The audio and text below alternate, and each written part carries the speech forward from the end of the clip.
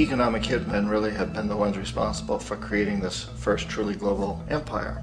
And we work many different ways.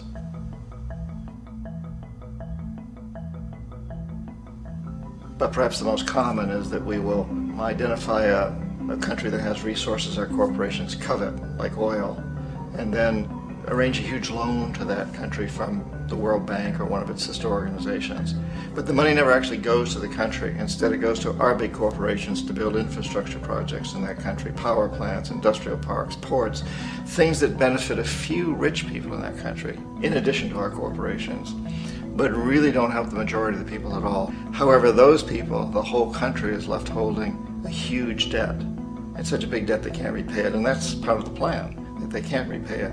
And so at some point, we economic hitmen go back to them and say, listen, you lost a lot of money, can't pay your debt, so sell your oil real cheap to our oil companies. Allow us to build a military base in your country, or send troops in support of ours to someplace in the world like Iraq, or vote with us on the next UN vote. To have their electric utility company privatized and their water and sewage system privatized and sold to U.S. corporations or other multinational corporations. So there was that whole mushrooming thing, and it's so typical of the way the IMF and the World Bank work, that you put a country in debt, it's such a big debt it can't pay it, and then you offer to refinance that debt and pay even more interest. And you demand this quid pro quo, which you call a conditionality or good governance, which means basically that they've got to sell off their resources, including many of their social services, their utility companies, their school systems sometimes, their penal systems, their insurance systems, to foreign corporations. So it's a double, triple, quadruple whammy.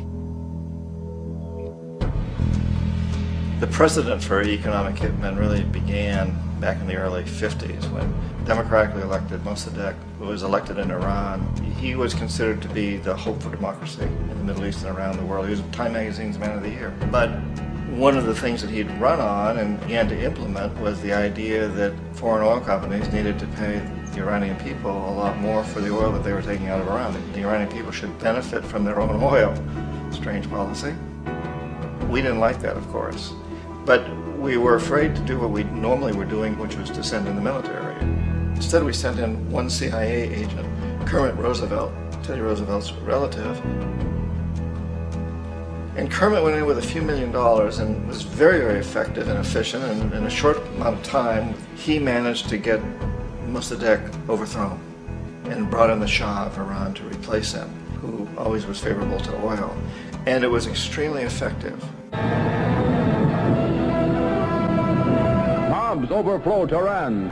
Army officers shout that Mossadegh has surrendered and his regime as virtual dictator of Iran is ended. Pictures of the Shah are paraded through the streets as sentiment reverses. The Shah is welcomed home. So back here in the United States, in Washington, people looked around and said, wow, that was easy and cheap. So this established a whole new way of manipulating countries, of creating empire. The only problem with Roosevelt was that he was a card-carrying CIA agent, and had he been caught, the ramifications could have been pretty serious.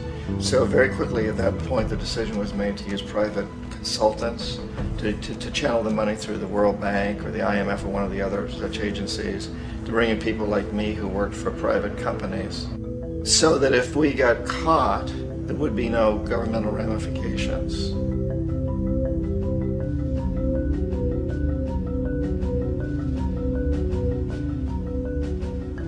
When Arbenz became president of Guatemala, the country was very much under the thumbs of United Fruit Company, the big international corporations. And Arbenz ran on this ticket that said, you know, we want to get the land back to the people.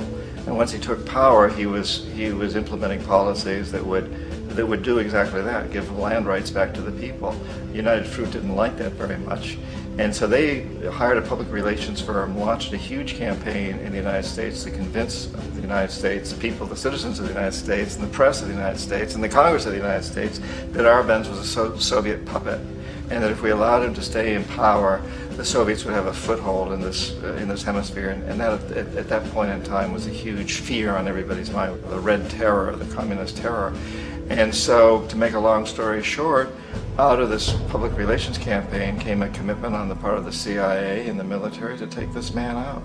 And in fact, we did. We sent in planes, we sent in soldiers, we sent in jackals, we sent everything in to take him out, and did take him out. And as soon as he was removed from office, the new guy that took over after him basically reinstated everything to the big international corporations, including United Fruit.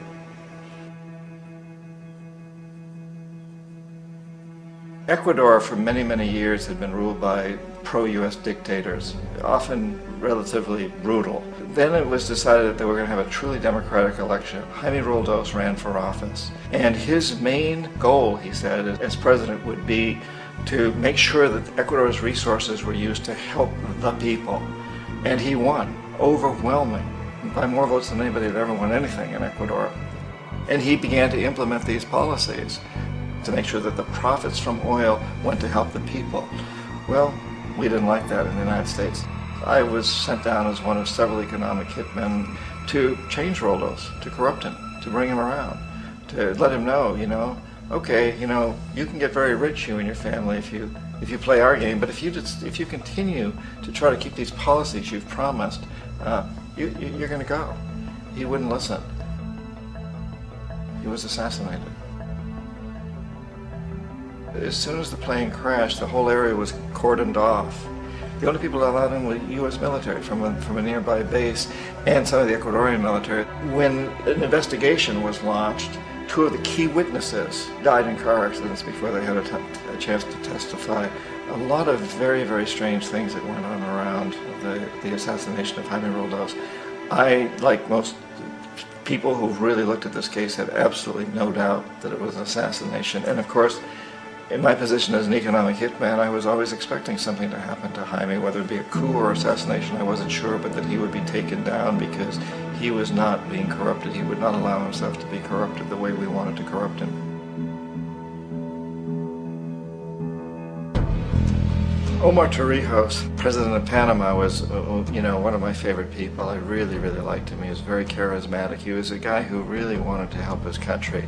And when I tried to bribe him or corrupt him, he said, look, John, he called me Juanito. He said, look, Juanito, I don't need the money.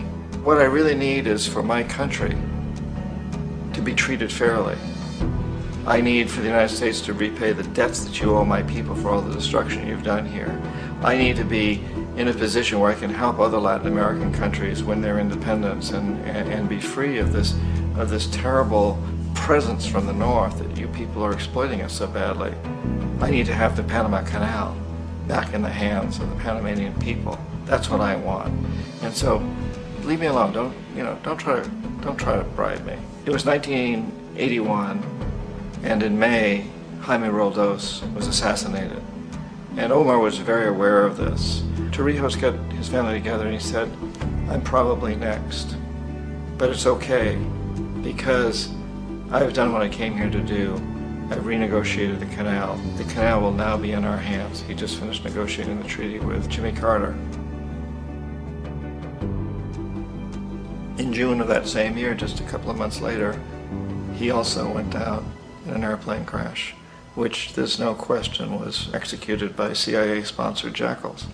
Tremendous amount of evidence that one of Torrijos' security guards handed him at the last moment as he was getting on the plane a tape recorder, a small tape recorder that contained a bomb.